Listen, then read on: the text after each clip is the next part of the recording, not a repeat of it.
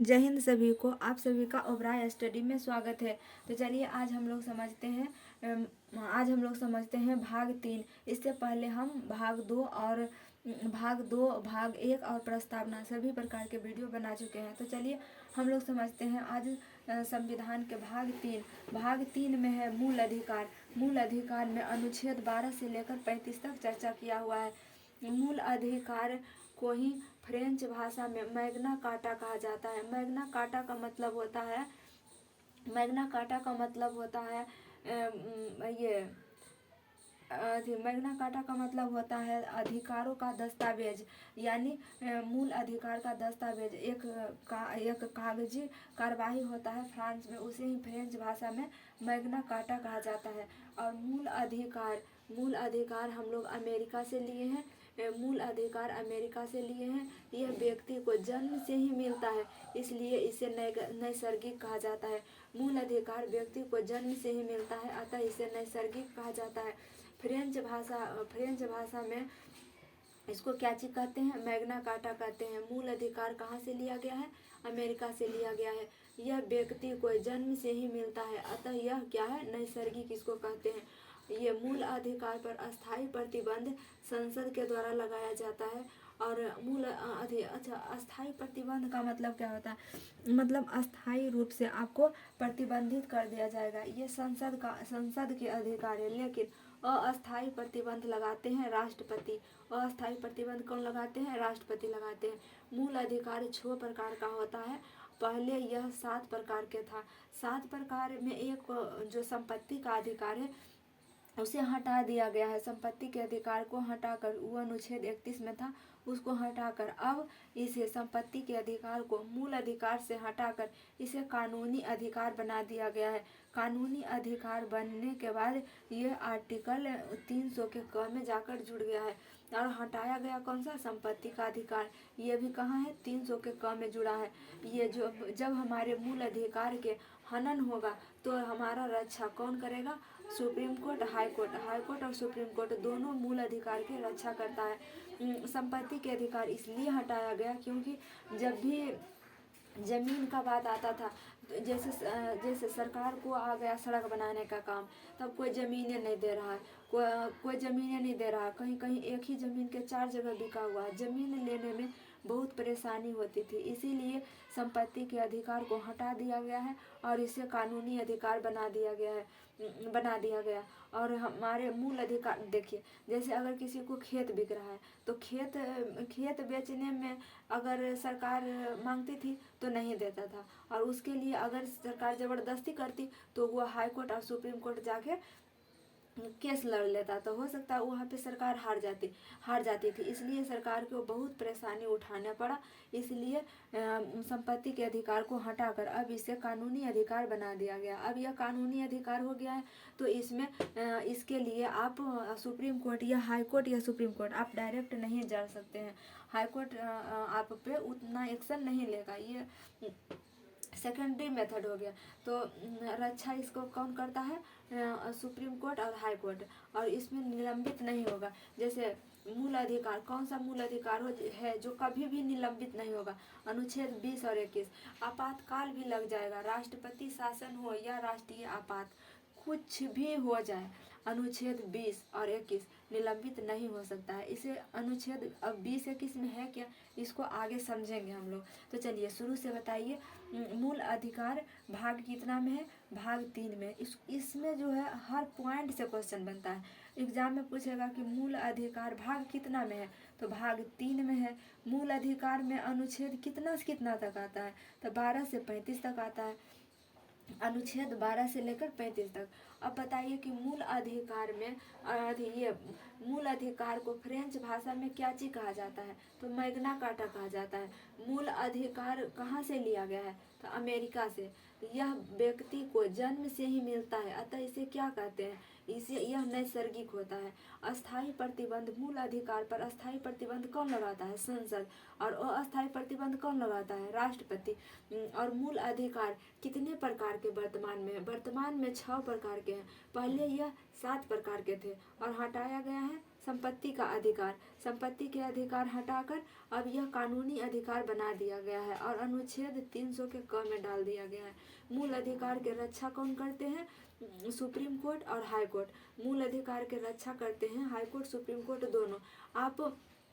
आप आर्टिकल 326 इसको 226 के प्रयोग करके हाई कोर्ट जा सकते हैं और 32 के प्रयोग करके सुप्रीम कोर्ट जा सकते हैं। निलंबित नहीं होगा 20 और 21, निलंबित नहीं होगा 20 21। इसमें हर एक पॉइंट से क्वेश्चन बनता है, बहुत ही इम्पोर्टेंट सेशन ये है।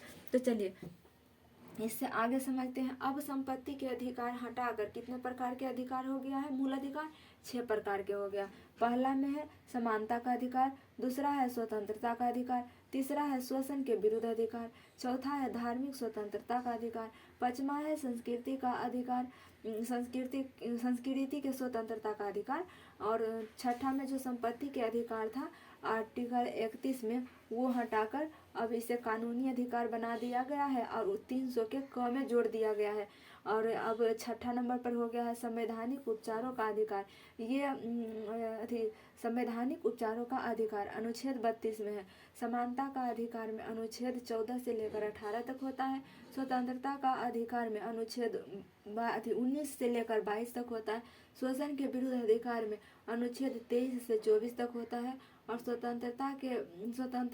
धार्मिक स्वतंत्रता के अधिकार में अनुच्छेद 25 से लेकर 28 तक होता है। संस्कृति का अधिकार अनुच्छेद 29 से लेकर 30 तक होता है। और संपत्ति के अधिकार तो हट ही गया, 31 में था पहले। और संवैधानिक उपचारों का अधिकार अनुच्छेद 32 में होता है। अनुच्छेद 32 में देखिए ये जो मूल अधिकार है 12 से लेकर 35 तक, 12 से 35 तक इसी में सभी आता है। 12 में अनुच्छेद 12 में है मूल अधिकार की परिभाषा और अनुच्छेद 13 में है अल्पीकरण। अल्पीकरण का मतलब हो गया मूल अधिकार की परिभाषा कितना में है? अनुच्छेद 12 में। और अनुच्छेद 13 में क्या है? अल्पीकरण। अल्पीकरण का मतलब हो गया कि जब हम अपने मूल अधिकार के प्रयोग करेंगे तो दूसरे के मूल अधिकार का हनन नहीं होना चाहिए। अगर तो हमारे मूल अधिकार को सीमित कर दिया जाएगा। तो वही सीमित करने को क्या चीज कहा जाता है? अल्पीकरण कहा जाता है। तो अनुच्छेद 23 में है, 13 में है अल्पीकरण। और अनुच्छेद 12 में क्या चीज है? मूल अधिकार का परिभाषा, मूल अधिकार की परिभाषा है। तो संपत्ति के ये जो है प्रकार इसका मूल अधिकार का प्रकार, मूल अधिकार के कितना प्रकार के हैं? मूल अधिकार कितने प्रकार के हैं? 6 प्रकार के। मूल अधिकार कितने प्रकार के हैं? 6 प्रकार के। पहला में समानता का अधिकार, दूसरा स्वतंत्रता का अधिकार, तीसरा शोषण के विरुद्ध अधिकार, और चौथा में धार्मिक स्वतंत्रता का अधिकार, और फिर है पांचवा में संस्कृति का अधिकार, छठा में अब हो गया है संवैधानिक उपचारों का अधिकार। छठा में चला गया है संवैधानिक उपचारों का अधिकार। देखिए संवैधानिक उपचारों, तो अब अनुच्छेद 12 में पढ़ लिए मूल अधिकार की परिभाषा है और अनुच्छेद 13 में अल्पीकरण है। अब देखिए अनुच्छेद 14 से लेकर 18 तक आज समझ लेंगे इस क्लास में। 14 से लेकर 18 तक समझ लेंगे, 18 पर ये खत्म हो जाता है। 18 तक आज समझ लेंगे। उसके बाद आज समानता के अधिकार समझ लेंगे, आज समानता के अधिकार टोटल पढ़ लेंगे। उसके बाद पढ़ेंगे स्वतंत्रता का अधिकार कल। तो चलिए इसको समझते हैं। तब यहाँ तक आप लोग को याद हो गया होगा। भाग 3 में क्या चीज़ है? मूल अधिकार है। मूल अधिकार में अनुच्छेद 12 से लेकर 35 तक है। भाग 2 को क्या चीज कहा जाता है? ये भाग 3 को फ्रेंच भाषा में मूल अधिकार को क्या चीज कहा जाता है? मैग्ना कार्टा कहा जाता है। मूल अधिकार कहाँ से लिया गया है? भारत के संविधान में मूल अधिकार कहाँ से लिया गया है? अमेरिका से लिया गया है। यह बचपन से ही, जन्म से ही मिल जाता है, इसलिए इसे क्या चीज कहा जाता है? मूल अधिकार को नैसर्गिक कहा जाता है। यह व्यक्ति को जन्म से ही मिल जाता है, अतः इसे नैसर्गिक कहते हैं। और मूल अधिकार पर अस्थायी प्रतिबंध कौन लगाता है? संसद लगाती है। और अस्थायी प्रतिबंध कौन लगाता है? राष्ट्रपति के द्वारा लगाया जाता है। और मूल अधिकार में कितने प्रकार का है? 6 प्रकार के हैं। और कौन सा हटाया गया है? संपत्ति के अधिकार हटाया गया है। मूल अधिकार को रक्षा कौन करता है? हाई कोर्ट और सुप्रीम कोर्ट। हाई कोर्ट में आप लड़ने के लिए जा सकते हैं आर्टिकल 326 के प्रयोग करके, और सुप्रीम कोर्ट में जा सकते हैं आर्टिकल 32 के प्रयोग करके। निलंबित नहीं होगा अनुच्छेद 20 और 21। 20 और 21 निलंबित नहीं होगा। तो अब हम मूल अधिकार को मूल अधिकार के प्रकार को एक बार रिवीजन करते हैं। 6 प्रकार का होता है मूल अधिकार। कितने प्रकार के? 6 प्रकार के। मूल अधिकार कितने प्रकार के? 6 प्रकार के। पहले था 7 प्रकार के, वर्तमान में कितने प्रकार का है? 6 प्रकार के। पहला में समानता का अधिकार, दूसरा में स्वतंत्रता का अधिकार, तीसरा में शोषण के विरुद्ध अधिकार, चौथा में धार्मिक स्वतंत्रता का अधिकार, पांचवा में संस्कृति का अधिकार, छठा में आ गया है संवैधानिक उपचारों का अधिकार, और ये तो संपत्ति का अधिकार तो समाप्त ही हो चुका। अनुच्छेद 12 में है मूल अधिकार की परिभाषा। अनुच्छेद 13 में है अल्पीकरण। अनुच्छेद 13 में क्या चाहिए? अल्पीकरण। अनुच्छेद 14 को समझते हैं। अनुच्छेद 14 में है विधि के समकक्ष समानता। विधि मतलब होता है कानून। कानून के सामने हम सभी बराबर हैं। ये ब्रिटेन से लिया गया है। विधि के समक्ष समानता ब्रिटेन से लिया गया है। विधि के समान संरक्षण अमेरिका से लिया गया। विधि के समान संरक्षण अमेरिका से लिया गया। तो चलिए अनुच्छेद 15 में क्या चाहिए? जाति, धर्म और लिंग के समानता। जाति, धर्म, लिंग और जन्म में समानता। मतलब किसी भी सार्वजनिक स्थान पे आप जाति के आधार पे या लिंग के आधार पे या जन्म के आधार पे आप उसे अलग नहीं कर सकते, उस पर भेदभाव नहीं कर सकते। अनुच्छेद 16 में है लोक नियोजन। मतलब कि सरकारी नौकरी में समानता, सभी को सरकारी नौकरी में समानता दिया जाएगा। अनुच्छेद 17 में है कि अस्पृश्यता का अंत यानी छुआछूत का अंत। अनुच्छेद 17 में क्या चाहिए? छुआछूत का अंत। अनुच्छेद 18 में उपाधियों का अंत। उपाधि का अंत होगा, लेकिन अगर शिक्षा का उपाधि है, सुरक्षा का उपाधि है या भारत रत्न के उपाधि मिल रहा है तो आप इसे रख सकते हैं। और विदेशी उपाधि लेने के लिए आपको राष्ट्रपति से अनुमति लेना होगा। मिलेंगे नेक्स्ट क्लास में, तब तक के लिए जय हिंद। अगर आप सभी को इसमें किसी भी प्रकार के कोई कमियां महसूस होता है तो कमेंट बॉक्स में ज़रूर बताइएगा। थैंक यू, धन्यवाद।